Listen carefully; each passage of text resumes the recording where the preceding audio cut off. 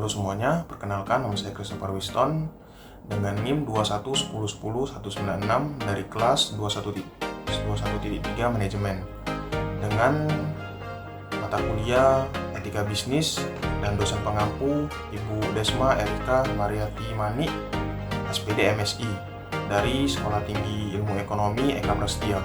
Nah, pada hari ini saya akan membahas pelanggaran etika bisnis yang dilakukan perusahaan-perusahaan di Indonesia. Langsung saja kita ke video pembahasannya. Pertama itu ada PT Garuda Indonesia. Sebelum masuk ke pembahasan, saya akan memperkenalkan sedikit tentang PT Garuda Indonesia. PT Garuda Indonesia adalah maskapai penerbangan nasional Indonesia yang sudah didirikan pada tahun 1949 dan berkantor pusat di Bandara Internasional Soekarno-Hatta. PT Garuda Indonesia dinyatakan bersalah oleh Otoritas Jasa Keuangan terkait kasus penyajian laporan keuangan tahunan per 31 Desember 2018. Hal itu diputuskan setelah OJK melakukan pemeriksaan terhadap penyajian laporan keuangan tersebut dan berkoordinasi dengan sejumlah pihak, antara lain Kementerian Keuangan dan PT Bursa Efek Indonesia. Adapun aturan yang dilanggar antara lain Pasal 69 UU Nomor 8 Tahun 1995 tentang pasar modal, UU PM JIS, Peraturan Bapepam dan LK Nomor 8.G.7 tentang penyajian dan pengungkapan laporan keuangan emitmen dan perusahaan publik. Interpretasi Standar Akuntansi Keuangan atau ISA 8 tentang penentuan apakah suatu perjanjian mengandung sewa dan pernyataan standar akuntansi keuangan. Atas keputusan itu, OJK memerintah Garuda untuk memperbaiki dan menyajikan kembali laporan keuangan tahunannya, serta melakukan paparan publik alias public expose atas perbaikan dan penyajian kembali LKT per 31 Desember 2018, dimaksud paling lambat 14 hari setelah ditetapkannya surat sanksi.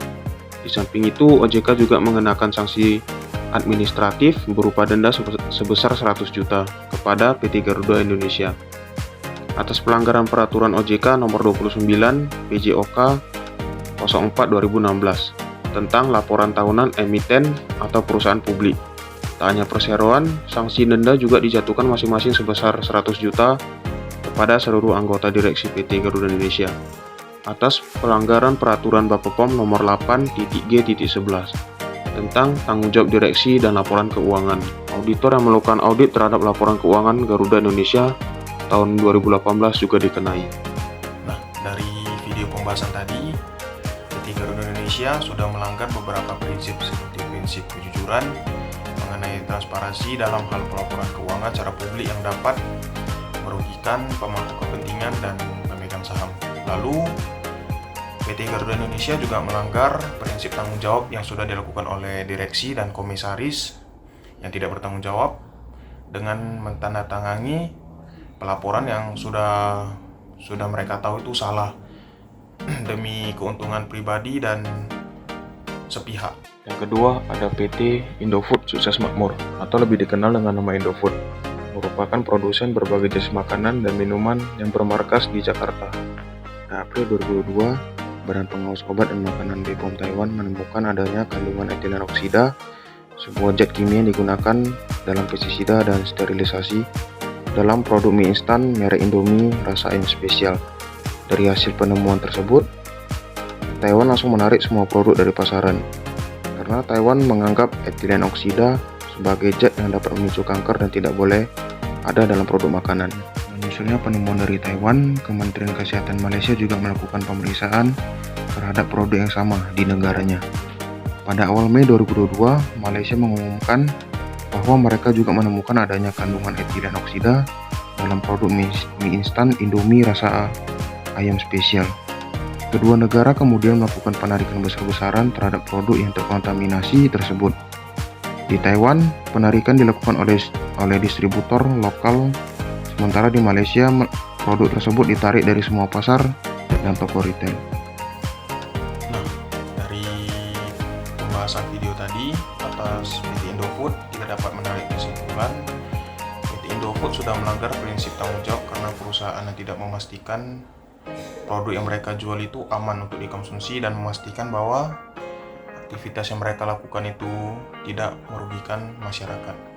Terus ada beberapa prinsip juga yang dilanggar oleh PT Indofood, salah satunya kejujuran dan transparansi.